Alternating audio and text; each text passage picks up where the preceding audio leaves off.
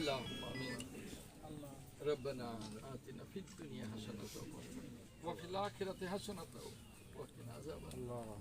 ربنا ظلمنا أنفسنا وإن لم تغفر لنا وترحمنا لنكونن من الخاسرين يا الله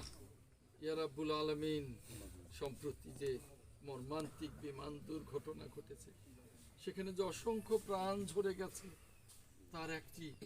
আমাদের এলাকার মেধাবী সন্তান হুমায়ুন তার বাড়িতে এসেছি তার বাবা ইয়া আল্লাহ সুখে শোকাভিভূত তার মা সুখে শোকাভিভূত তার দাদা তার পরিবারের সকল সদস্য সুখে শোকাভিভূত রব্বুল আলামিন তুমি এই আমাদের ছোট মেয়ে হুমায়ুনকে রব্বুল আলামিন তুমি ক্ষমা করে দাও আমিন রব্বুল আলামিন তুমি তার আত্মার মাগফিরাত দান করো রব্বুল আলামিন তুমি